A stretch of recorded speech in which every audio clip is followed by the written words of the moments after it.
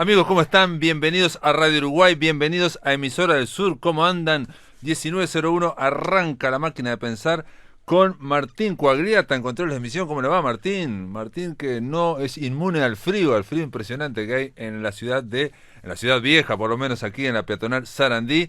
Bueno, hace mucho frío. Y con Carolina Cuadro en la producción, amigos, de un programa que comienza así.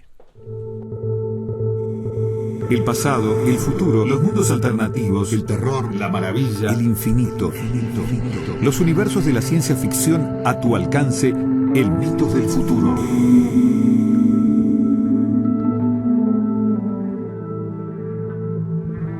Desde un lugar del futuro está ya Ramiro Sánchez. ¿Cómo andás? ¿Andás bien?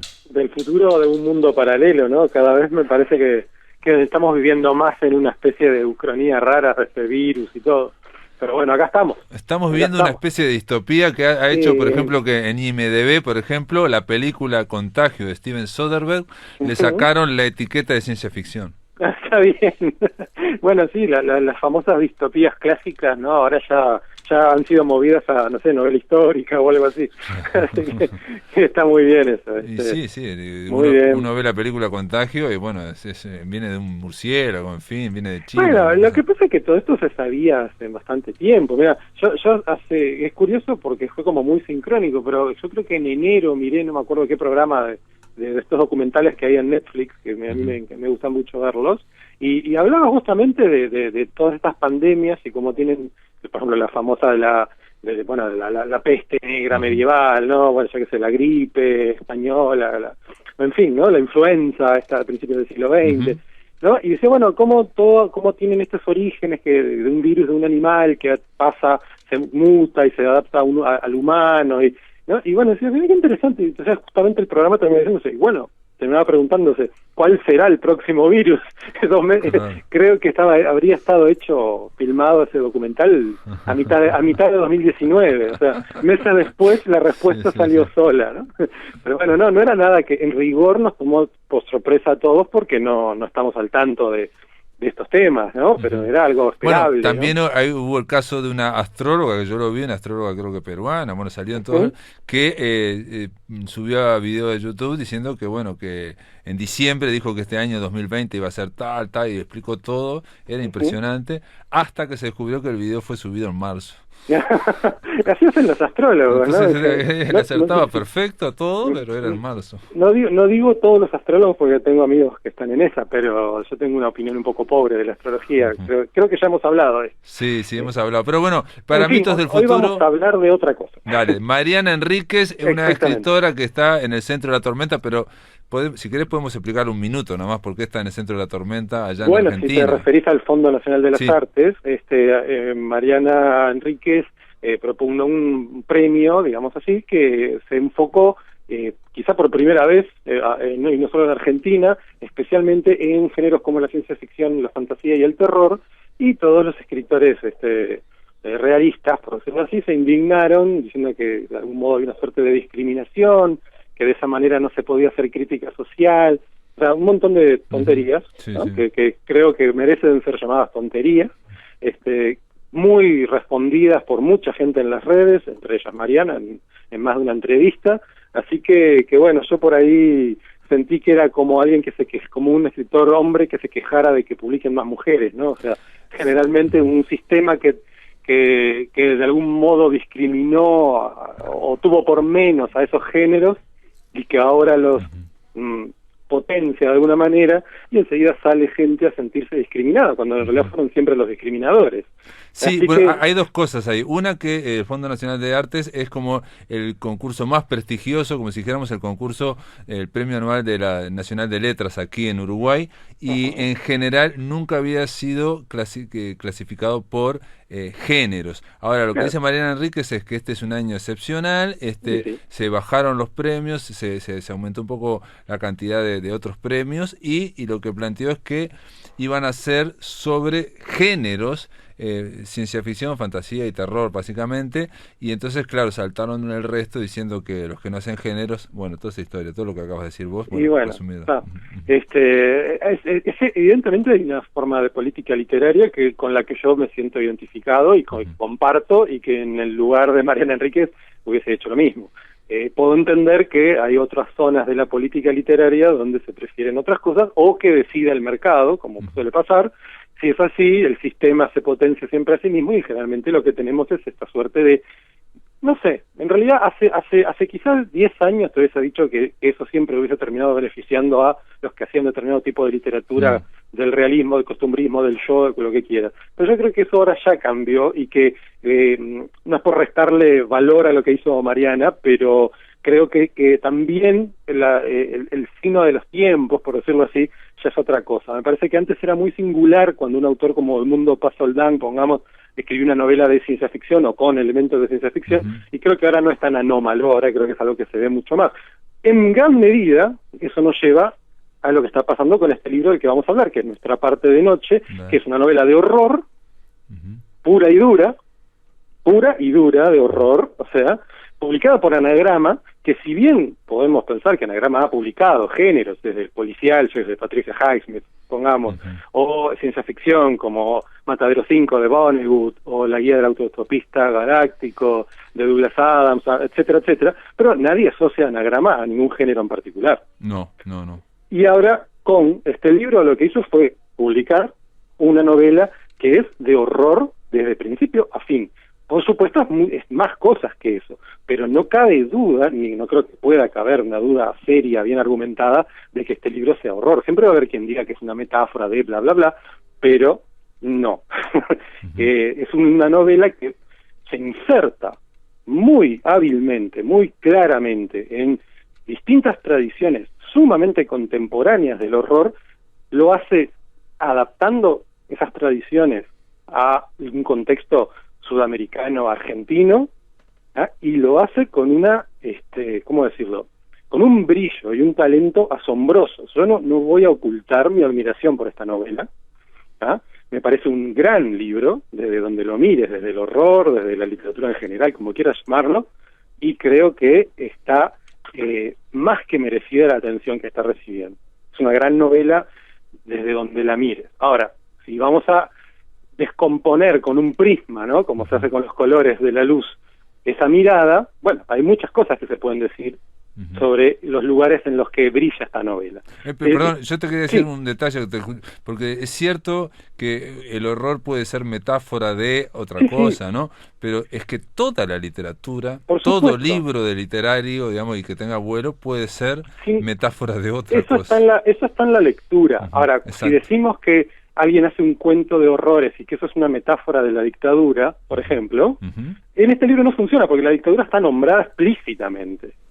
O sea, no la relación que usualmente pensamos de analogía, que pensamos bajo el término metáfora, en sentido muy amplio, acá no está del todo funcionando como uno podría decir en plan análogo, etcétera. No, la dictadura es el escenario de una buena parte del libro, y los horrores sobrenaturales a los que hace referencia el libro son presentados en complicidad con los horrores de la dictadura. Claro. Entonces, al nombrarlo, al volverlo literal, se descompone esa idea de la metáfora, como quizás se podría incluso aplicar esa idea de que estamos hablando solapadamente de otra cosa, como decís vos, un montón de textos de ciencia ficción, de terror, incluso algunos de la propia Mariana Enríquez, pero no es el caso de este libro. O sea, por la simple razón de que la dictadura es parte de la ficción, es parte de ese universo. La dictadura argentina era de la década de 70.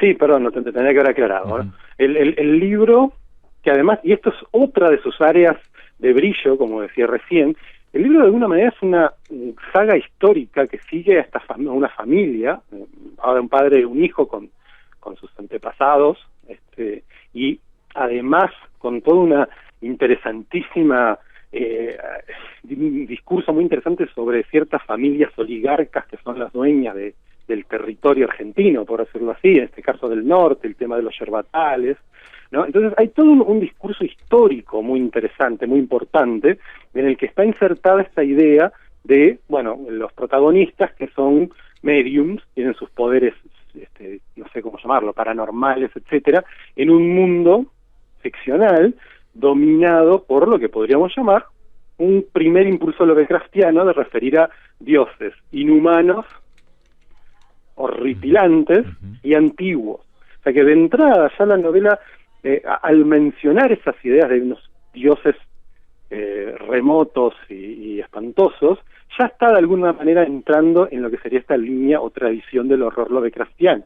Ya al decir dioses antiguos, se prenden todos los detectores de Lovecraft, ¿no? Pero no se queda en eso la novela. De algún modo, así como hace un repaso de la historia de Argentina desde los fines de los 60 hasta los 90, la novela termina en 1997, los capítulos están fechados, ¿no? Así como está ese repaso histórico que creo que es soberbio, es buenísimo, me parece que solo por eso la novela ya estaría muy bien en lograr esa marcha incesante, esa sensación de lo histórico, sobre todo en un tiempo que está un poco del lado de acá, es lo que podemos llamar historia reciente, no es cómodo hacer novela histórica con eso, ¿verdad? O sea, es dónde empieza la novela histórica, ¿no? Dónde empieza el presente, dónde empieza lo histórico, la historia reciente como lugar intermedio. Bueno, no es fácil meterse con todo eso y ella lo hace con una solvencia increíble, ¿no? Y ahí está la novela como esa progresión en el tiempo desde los 60 hasta los 90. Pero además hay una verdadera progresión en el sentido de tradiciones del horror. Se empieza con Lovecraft, ¿no? Se sigue con tradiciones del horror folk, que pueden ser pre-lovecraftianas, en el caso de Algernon Blackwood o de Machen, o en fin, ahí podemos, cada uno puede aludir a lo que más le guste. El revival de todo eso en los 60 y ahora también están las tradiciones de la especie de neo-lovecraftiana de Thomas Ligotti en los 80 en adelante. Incluso se pueden hasta detectar no alusiones o referencias en un sentido intertextual fuerte, como yo puedo decir, bueno, no sé, en mi última novela hablé de, yo qué sé, Alan Moore, no, son, podemos llamar guiños, o más bien incorporaciones a esas líneas del horror, y ahí está presente, por ejemplo, Laird Barron, que creo que es un autor que ya hemos, del que ya hemos conversado, sobre todo... Perdón, y Philip K. Dick, porque me decís que hay alguien que tiene poderes mentales, que está en la década del 60, o Claro, pero cuando Dick lo trabaja muy desde la lógica de la ciencia ficción, ¿no? Y los mutantes y todo eso, ¿no? Acá está el tema de los poderes paranormales, de habilidad, que son básicamente en la novela de Mariana Enríquez, es la habilidad de conectar el plano, digamos, de la realidad circundante con o algo que podríamos llamar otra dimensión o otro pliegue de esa realidad más compleja, que es en el que, en principio, habitarían estas entidades cósmicas o dioses antiguos o bla, bla, bla, ¿no?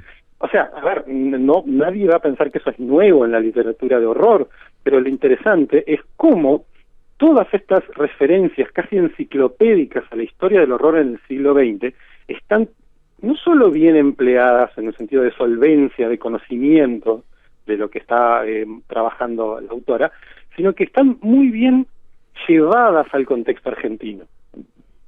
O sea, Mariana Enríquez ya había hecho... Esa siempre es la gran, ¿no? La gran, digamos, apuesta o duda de si se puede latinoamericanizar todas esas fórmulas o lugares comunes de la literatura de horror, por ejemplo. Yo creo que lo que demuestra Mariana Enríquez en esta novela es que sí se puede. Hay que pensar un poquito nada más. Claro. Entonces ella hace, en la parte más de horror folk, por decirlo de alguna manera, ella hace mucho uso de todas estas tradiciones populares, de santos populares, esta cosa, santería no es el término correcto, obviamente, porque es otra cosa, pero todo este culto a estos santos como el Gauchito Gil, no son santos, no estas figuras carismáticas son santos de la populares, santos populares. Santos populares. Desconozco el término antropológico preciso, pero creo que se me entendió.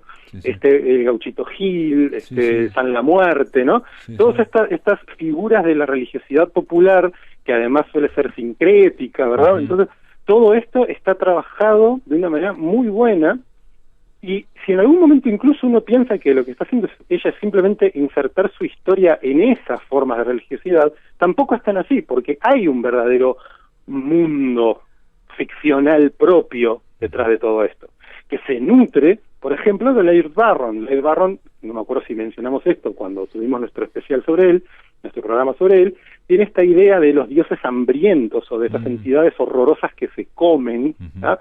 De algún modo también está, pues esto seguramente te acordás bien, Pablo, como fan de Lynch, esta idea de que las entidades, digamos, malignas de Twin Peaks se alimentan del sufrimiento, ¿verdad? Sí. Bueno, esto también está eso incorporado a este mix que es la novela de Mariana Enríquez. No, y aparte esas entidades también tienen que atravesar, ¿no? Siempre son dos dimensiones, bueno, siempre hay dos polos que se están incomunicados y que a veces se comunican. Exacto, en Twin Peaks, la tercera, digamos, en el capítulo 8 vemos esta explosión atómica que parece inaugurar una era donde estas entidades bajan de algún modo a la Tierra, ¿no? Claro. En la novela de Mariana Enríquez, la ficción se apoya un poco más en la tradición más esotérica, más de lo oculto, ¿no? De ese saber, ¿no? El saber oscuro, oculto, tradicional que atraviesa los siglos desde, bueno, por ejemplo se menciona a Eliphas Levi, un cultista francés, no me acuerdo el nombre real, ese era su seudónimo, por supuesto. ¿Quién es? Perdón, no lo conozco.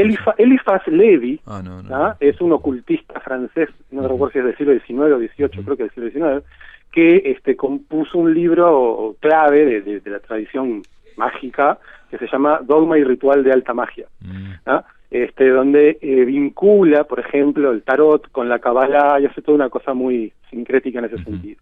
Por supuesto está mencionado Aleister Crowley. Claro. De hecho hay un momento de la novela que es esta especie de fines de los años 60, donde una de las protagonistas, una chica de una familia oligarca, ¿no? Estos dueños de la Argentina. Sí, Patricia, de estos patricios. Sí, ahí está, que está en Londres estudiando, ¿no? Y está en contacto con toda esta escena, que es un poco esa cosa del lado oscuro del swinging London, ¿no? Sí, que conoce, acá dice un joven cantante de aire andrógino llamado David. Exactamente, que es un cameo muy evidente de David Bowie, a quien Mariana admira mucho, se sabe.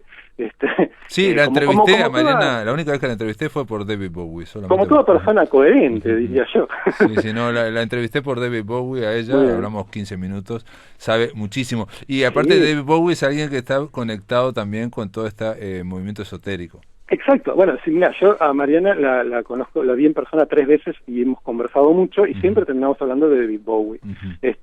Y claro, Bowie tenía una gran conexión, pero hasta el punto de nombrar literalmente a Crowley en canciones, o la Kabbalah en... Bueno, podríamos hacer, ya hicimos, creo, ¿no? Sí, hablamos de la Black Star, él se despide con la estrella negra, ¿no? Bueno, podríamos hacer eventualmente, cuando se nos acaben las ideas, un programa sobre la obra más en general de Bowie, sus alusiones a lo weird, a lo esotérico, por ejemplo, como Station to Station. Lo weird en David Bowie, no está mal. Sí, de hecho, hace poco, meses, salió un libro de la colección 33 y un tercio, que es esta colección en la que se inspira la colección Discos de Estuario, que analiza Diamond Dogs, que es un disco de los 70 de Bowie, a veces considerado un poco fallido, interesante pero fallido de alguna manera, y está muy interesante justamente cómo se lo analiza desde muchos lugares, entre ellos...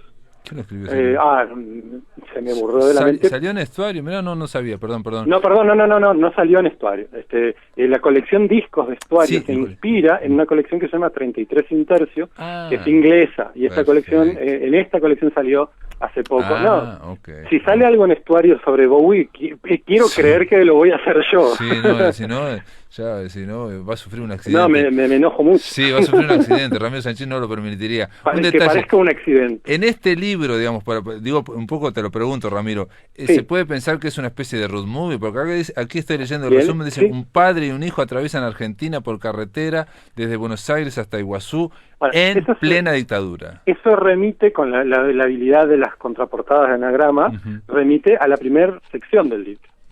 Está bien, funciona así, o sea, la primera gran sección el libro tiene capítulos breves ordenados en secciones, digamos, y la primera sección que tiene sus fechas y todo esto, sí, podría pensarse como una road novel, de este padre y este hijo. El padre es un medium. O la carretera de Cormac McCarthy, pensé yo enseguida. Bueno, ahí está el lado más postapocalíptico, ¿no? Acá no. Acá bueno, o apocalíptico, porque son justamente los años de la dictadura y eso está muy presente. Claro. Entonces, está lleno de controles armados y controles militares, ¿no? Y hasta cierto punto, como detrás de todo esto está esta familia patricia argentina, pueden a veces salir airosos de ciertos controles porque hay un pacto entre esta familia y la dictadura, etcétera, etcétera, etcétera.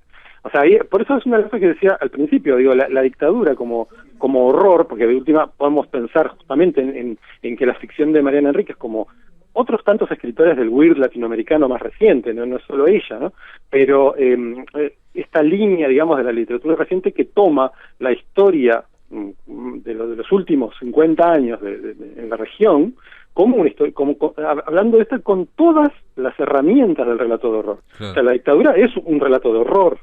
Lo que hace Mariana Enríquez es simplemente darle el giro más de género, más insertarla en la tradición de género. Entonces, hay y con eso da una nueva dimensión de horror a una época que no es fácil narrar, porque es muy fácil decir había terrorismo de Estado, es muy fácil decirlo, pero hacerlo sentir es otra cosa. Bueno, es que justamente ese es uno de los hallazgos, ¿no? O sea, usar estas herramientas, estos patrones, estas formas, estas recurrencias del relato de horror para referir a esa realidad. Pero no quita que sigue siendo un relato de horror. Ese es uno de mis puntos, digamos, ¿no? Porque si se disolviera en la intención solapada o mismo en la metáfora, uno podría pensar que hay como lo que en inglés se llama un downplay, ¿no? Una cosa ensordinada del género. Y no es así, digo, el libro en las primeras 40 páginas, salvo que alguien crea que todo eso es real, salvo que alguien crea efectivamente que en lo oculto y los mediums y aún así ella le da su cosecha personal a todo.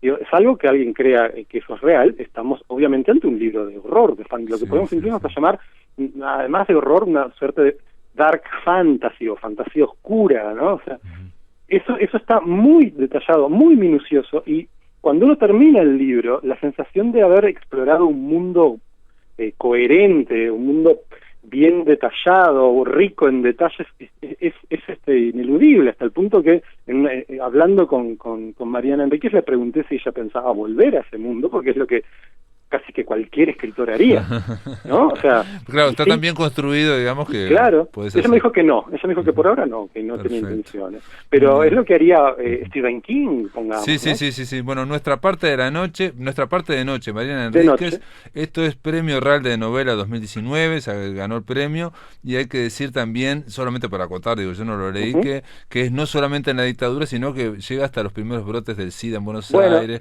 la transición de la democracia, en fin. De esta novela de la historia reciente que hace Enríquez también. O sea, se puede leer así, y me parece que es muy interesante leerla así, como una novela de estos últimos de estos 30 años, claro, entre fines de los 60 y los 90, y el tema del SIDA es muy interesante como está trabajado en la comunidad de vanguardia gay, etcétera, y todos los estragos que hizo el SIDA, literales y simbólicos, están muy bien referidos. Perfecto. Eso es muy interesante en el libro. Y no deja de ser muy recomendado. Sí, no deja de ser también otra forma también de abordar eso que es ese drama brutal que son los desaparecidos también, ¿no? Bueno, que por es supuesto. algo que es brutal. Algo que Mariana ya había hecho en algunos de sus cuentos, los chicos que vuelven, por ejemplo, es un cuento que está en Los peligros de fumar en la cama, pero que acá, en realidad, el libro es como de algún modo la suma de su obra anterior y va aún más allá. Digo, me parece una verdadera proeza literaria en ese sentido. Muy bien, Ramiro Sánchez, gracias por estar en La Máquina de Pensar, ¿eh? Bueno, gracias, Pablo, como siempre, por la oportunidad de conversar un poco de estas cosas que me gustan tanto. Muy bien, amigos, ahora en La Máquina de Pensar le vamos a dar la bienvenida al escritor Rafael Juárez Sarasqueta. Rafael, ¿cómo andás? ¿Andás bien? ¿Cómo estás, Pablo? ¿Todo bien? Bien, todo bien. Y yo me imagino que usted estará metalizado a esta altura, ¿ya no? Pasamos un tiempo metalizado, sí, ahora ya estamos cambiando de... Vamos cambiando de piel, no puede ser, ¿no? De sustancia. La piel de metal es el libro por el cual vamos a hablar con Rafael Juárez Sarasqueta. Es un proyecto muy extraño, hay que explicarlo, pero es un libro que fue publicado y que ganó el proyecto los fondos de concursables, lo ganó los fondos concursables, y que, implica como otros libros en el cual, estás vos en esos libros, Rafael Juárez Sarasqueta, siempre como una especie de límite, ¿no? De unión entre, puede ser fotografía, puede ser texto, ¿no? Siempre están dibujos en este caso, bueno, en este caso también se habla de escultura. Son, si bien te entrevistamos a vos, los autores figuran 3, Marcial Patrone, Richard Ortiz y Rafael Juárez Sarasqueta, y después está editado por Pina Legua, esto. Uh-huh. Sí, sí. Siempre, últimamente, yo vengo de las artes plásticas, incluso antes de escribir yo me dedicaba a pintar ese tipo de cosas, o sea que es un ambiente que no es ajeno. Uh-huh. Y me interesa mucho trabajar en esos entre las disciplinas. Y en este caso sí es un libro que hicimos, es una coautoría, un libro colaborativo con mis 2 amigos, además, Marcial y Richard. Pero se trata de un libro, digamos, podría decirse alguien en coautoría, y alguien podría pensar que está escrito a 6 manos, ¿no? Son 3, pero en realidad no, en realidad Marcial Patrone está, digamos, en tanto escultor, y Richard Ortiz está en tanto dibujante, y bueno, también hay fotografías. Y mi pregunta es, ¿Pina Legua? Pina es una editora, es nuestra editora, una amiga también. Porque ella también, digamos, de alguna forma interviene como en la edición. Sí, en el prólogo, claro. Creo que hace un prólogo interesante porque de alguna manera como que, ¿cómo se puede decir? Visualiza la estructura de todo el libro. Pero el libro, o sea, lo que tiene es que, si bien es como vos decís, o sea, Marcial es escultor, Richard es dibujante de cómic, es un conocidísimo dibujante de cómic, y yo soy más conocido como escritor. En realidad las funciones estuvieron como ¿cómo se dice? Solapadas, o sea, no solapadas, como se dice, juxtapuestas, esa sería la palabra. O sea, fue compartida ellas también intervinieron, por ejemplo, en la escritura. Claro. Todos los textos salen de una serie de entrevistas que hicimos al inicio del... O sea, nosotros planteamos ese proyecto, como una forma de trabajar precisamente los 3 juntos. Teníamos ganas de hacer algo juntos, se nos ocurrió esa idea, la planteamos, lo ganamos. Pero no queríamos hacer un libro, sobre un catálogo sobre la obra de Marcial, ni queríamos hacer una entrevista a Marcial. Lo que queríamos era, de alguna manera, trabajar los tres juntos, pero experimentar, ir un poquito más allá de lo que cada uno hace habitualmente. Claro. Entonces, el inicio del libro fue hacer unas largas entrevistas, o sea, unas largas conversaciones con Marcial. O sea, nos conocemos hace, no sé, 20 años.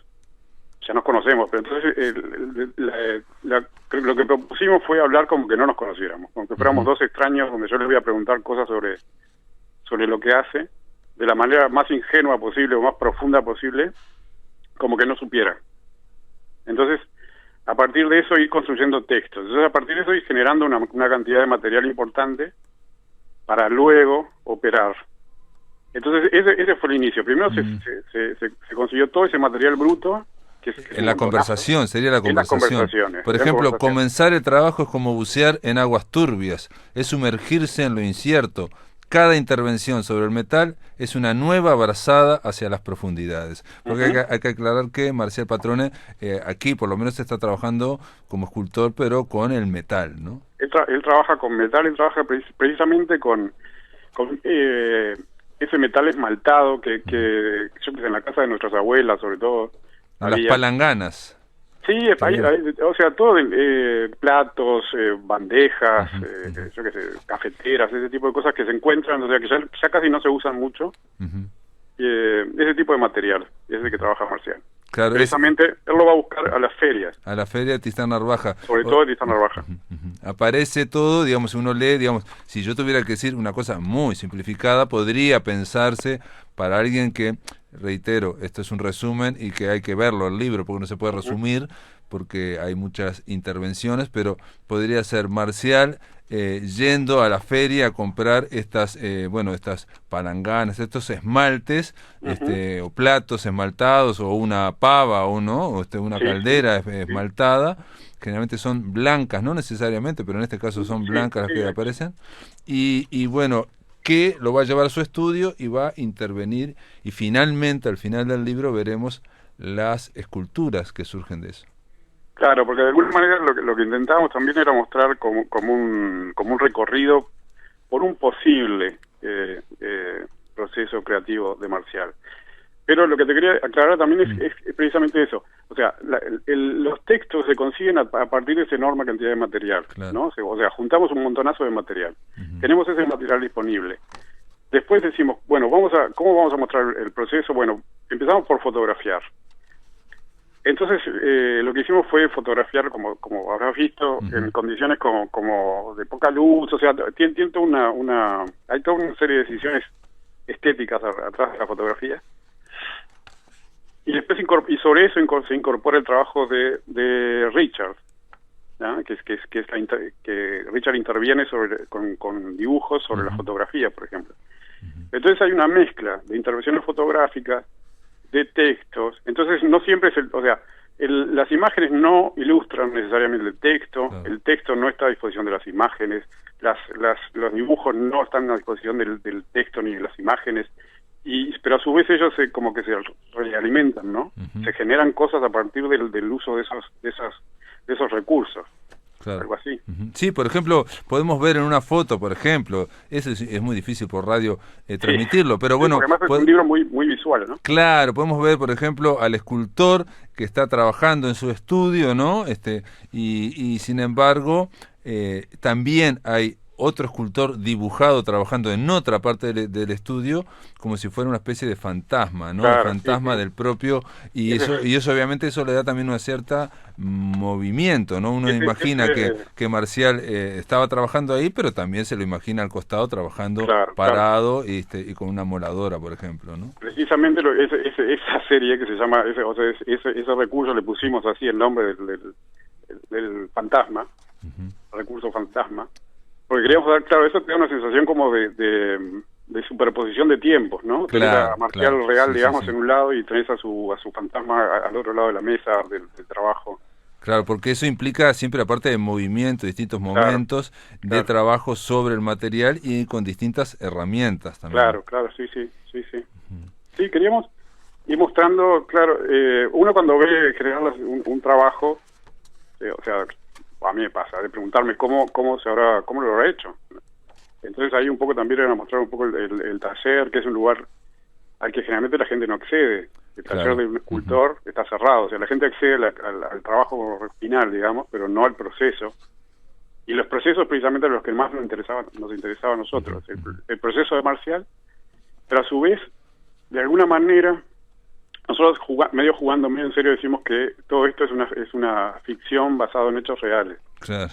O sea, tiene su sustento en lo que es real, pero a su vez hay el resultado del texto también se parece mucho a mi proceso de trabajo con la escritura, o también se parece mucho al trabajo de Richard con los dibujos. Entonces es una mezcla extraña de los tres procesos. Pero también se puede ser leído como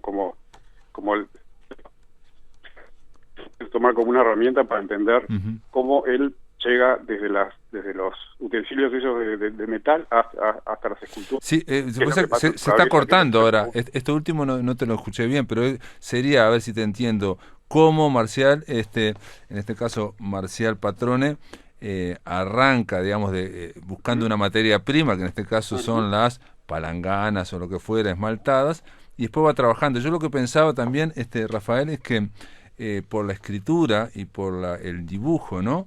Ustedes quieren llevar en un libro que inevitablemente el libro es bidimensional, ¿no? O sea, el lenguaje es sucesivo, las fotos también son sucesivas, de algo que es tridimensional y que es Marcial trabajando sobre la escultura, que también es tridimensional la escultura. Entonces, tratar de ver cómo se hace una escultura es muy difícil, sobre todo porque, entre otras cosas, Marcial tiene que romper, ¿no? Tiene que romper, y se aclara que todas esas vajillas tiene que romperlas para luego generar otra cosa. Sí, exacto. Sí, podría, o sea, este libro por eso tiene una característica así como muy particular, que es como es una experiencia rara para los tres. Y tiene esa cosa que es obviamente un artificio, ¿no? O sea, siempre es un artificio, un libro. pero en este caso es como más evidente, o sea. Sí, y el mismo hecho de que el trabajo final que vamos a ver cuando atravesemos el libro, que vamos a ver este trabajo, es una escultura, reitero, son esculturas, son distintas esculturas, que insisto que son tridimensionales, y a mí me llamó la atención al principio cuando vi que había 2 fotos de cada escultura. Y es precisamente para tratar de ver la profundidad que tiene la escultura, ¿no? Entonces, claro. Una es una foto de frente y otra ¿no? Sí, algún detalle, sí. Para ver en general, o sea, una escultura generalmente está pensada para que se vea desde distintos ángulos, ¿no? O sea, como una especie también de recorrido, en general. Claro, sí, algunas sí. Mostrar algún detalle más, algunas sí, otras no. Pero en general queríamos mostrar como algún detalle más pequeñito del Vamos a hacer una pausa porque te quiero preguntar también por qué definieron en algo que hay dibujos, que hay dibujantes interviniendo en las fotos, que las fotos tienden a ser oscuras, sobre todo al principio, y tienen que ver también con libros anteriores tuyos, que vos trabajás un poco esas fotos oscuras. ¿Por qué en un momento estalla el color?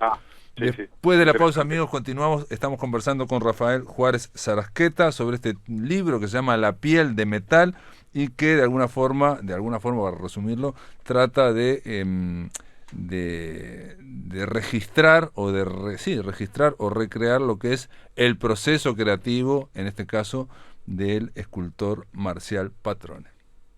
Amigos, continuamos en La Máquina de Pensar. Estamos conversando con Rafael Juárez Sarasqueta. Rafael Juárez Sarasqueta es escritor, diseñador gráfico, artista interdisciplinario y, bueno, ha publicado varios libros. Aquí conversamos sobre algunos de tus libros, ¿no? Creo que Cueros de Culebra, me acuerdo, y Libro de Sombras, me acuerdo claramente, Casa Encantada, creo, no me acuerdo, Casa Encantada, si hablamos de Casa Encantada no, pues salió luego en Perú. Ah, perfecto, sí, me acuerdo de esos. Libro de Sombras, me acuerdo algo de que te mencioné en el bloque anterior. Las fotos, en general, en estas, al comienzo, son como oscuras, no hay fotos, algunas son, bueno, en movimiento, otras, intentan esa especie de zambullida, digamos, que se está haciendo este hombre que se llama Marcial Patrone y que va a ir a su estudio para zambullirse en esa, porque hay una cuestión también de fragua. Él es como utiliza la electricidad, interviene sobre el metal y genera chispas, por ejemplo, ¿no? Y bueno, ¿por qué? Yo te preguntaba en el bloque anterior, comienza todo con una oscuridad, estas fotos son oscuras y de repente estalla el color. Bueno, eso es un recurso visual, estético que decidimos, porque claro, al principio el Marcial trabaja, el taller de Marcial es subterráneo, es un sótano, ¿no? De cordón. Entonces queríamos que esa, o sea, ¿cómo transmitíamos nosotros mismos que esa incursión subterránea era también, o sea, cómo la mostrábamos además? Porque de alguna manera es similar a meterse en la cabeza de alguien, en la oscuridad de alguien, ¿no? O sea, el acto creativo es una cosa misteriosa que no entendemos. Y sobre todo cuando se trata de otro. O sea, entonces esa idea de sumergirse, no, de internarse. O de bajar. De bajar, porque sí además es interesante, porque hay unas relaciones, ¿no? El trabajo del metal, la fragua, el fuego, tiene que ver con la mitología, con los dioses subterráneos, no sé, ese tipo de cosas, ¿no? Sí, bueno, yo pensé en Hefesto, ¿no? Entonces, entonces todas esas relaciones son posibles. Entonces queríamos generar como posibles lecturas y todas son bienvenidas. Entonces esa sugerencia de ir hacia lo profundo y hacia la oscuridad nos interesaba. Además, esa cosa como también que habíamos planteado nosotros, como de ir preguntando desde la ingenuidad de un niño, también tenía que ver como ese recorrido hecho por niños que se toman una linterna y se meten en un bosque, ponele, ¿no? Y se dirigen hacia lugares que no conocen.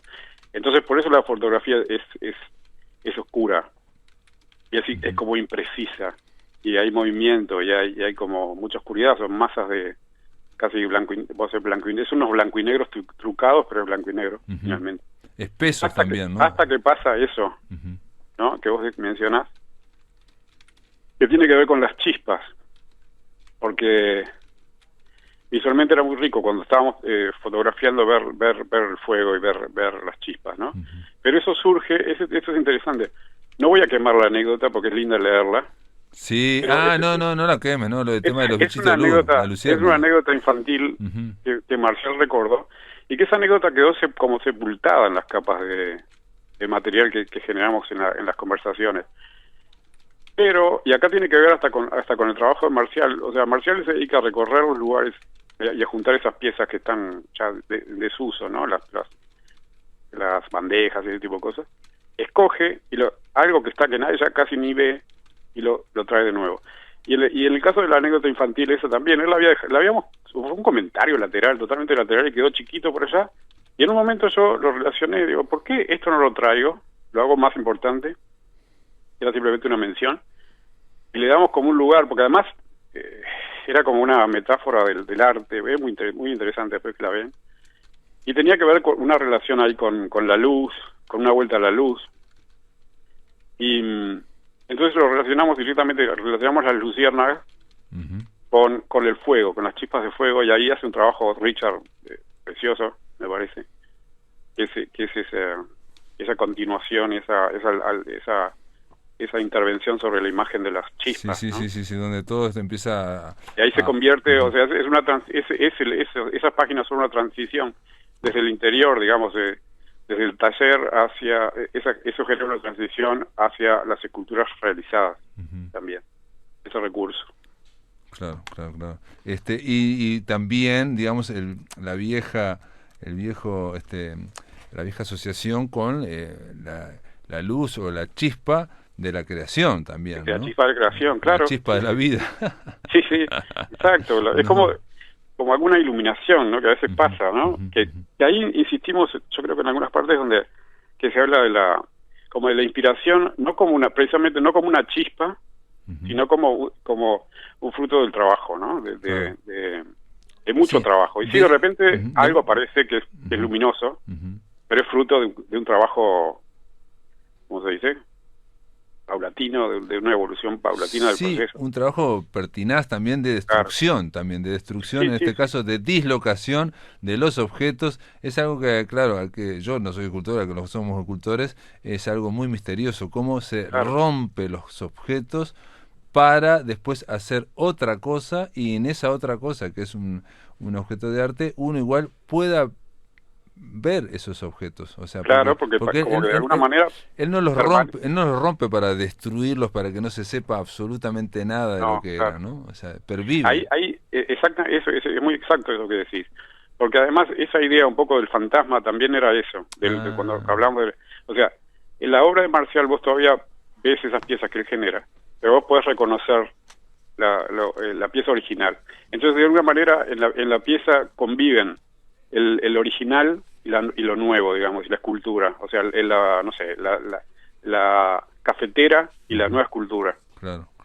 Y de alguna manera es como una especie, yo qué sé, como de palincesto, ¿no? Está como que está el rastro, está el fantasma, está el recuerdo.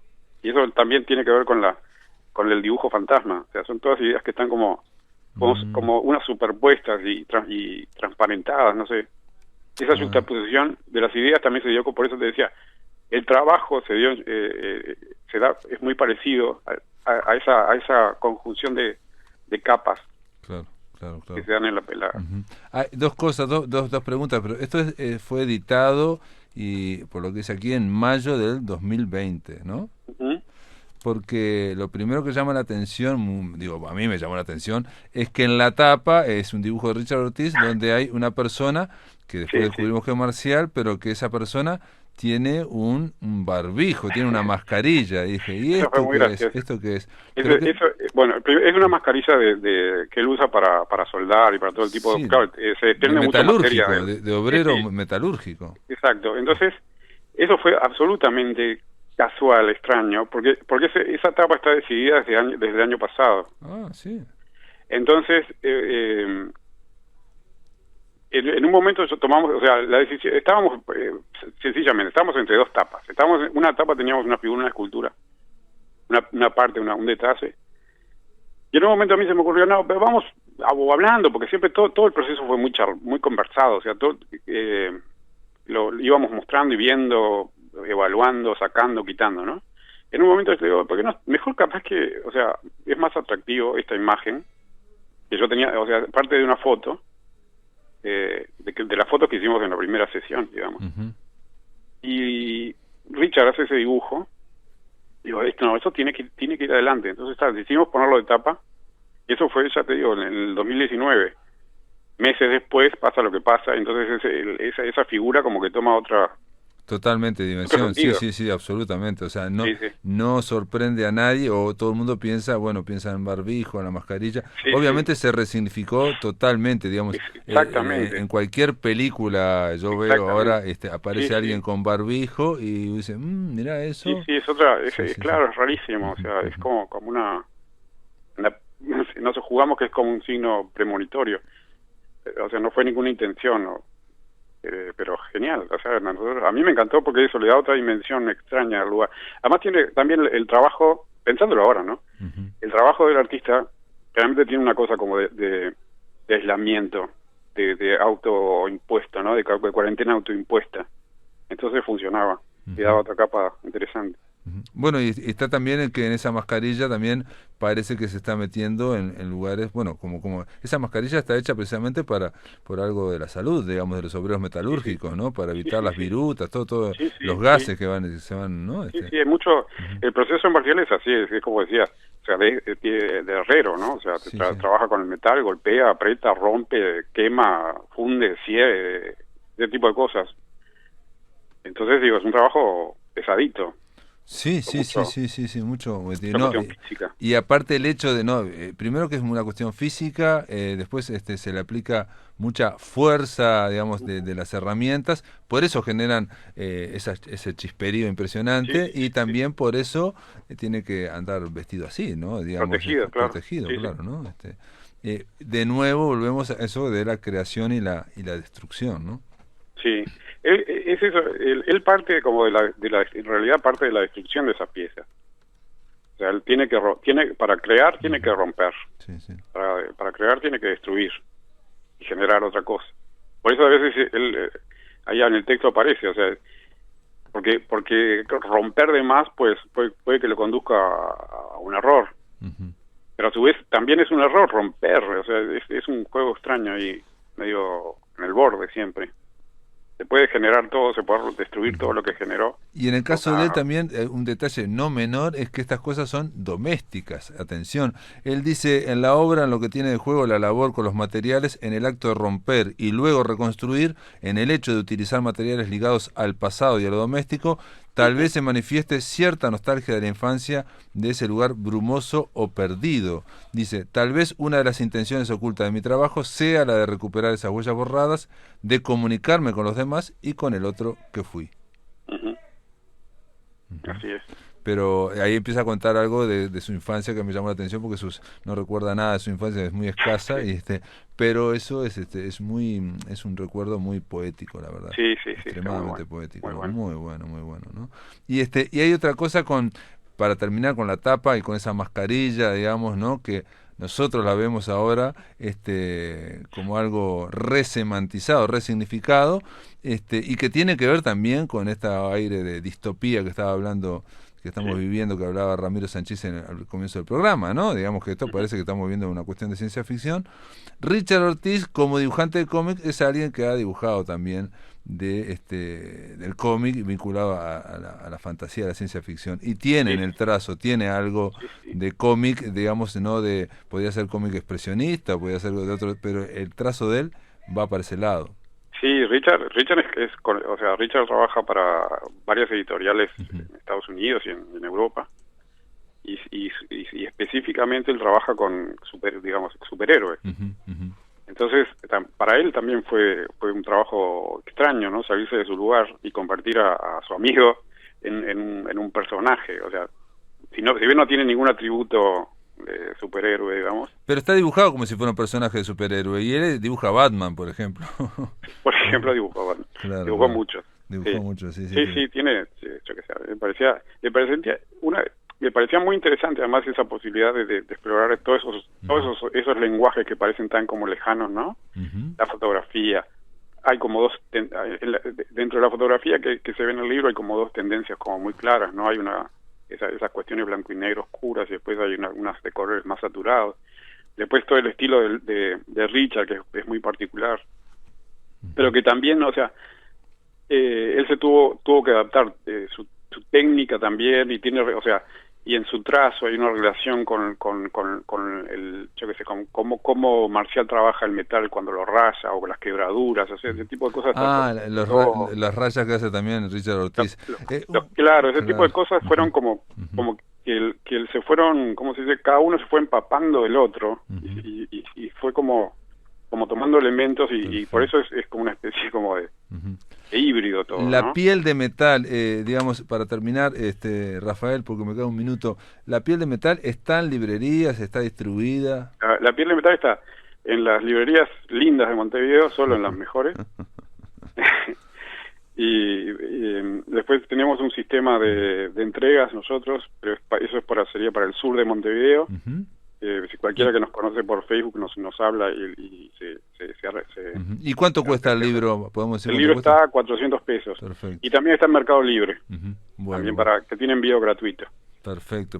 Bueno, entonces se comunican con ustedes, Rafael Juárez Sarasqueta está así en Facebook, o bueno, se comunican con nosotros. Cualquiera de ellos, ahí va. Sí. Y si no, ya te digo, las librerías y en Mercado Libre.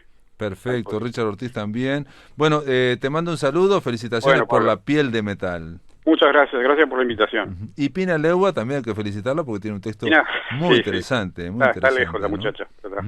¿Está lejos de donde? ¿Pero vive acá? No, en Suiza. Ah, vive en Suiza. Sí. Después, de vez en cuando anda por acá. Dale. Te mando un abrazo grande, Rafael. Bueno, un abrazo grande y muchas gracias. Amigos, se terminó La Máquina de Pensar. Mañana vamos a estar con Lucía Lorenzo, ella es periodista y escritora, para hablar del libro de cuentos breves, Tenerlo por escrito, y después vamos a charlar con la poeta Miriam Bianchi sobre su último libro que se llama Poesía Nómade. Esto es todo, amigos, que lo pasen muy bien.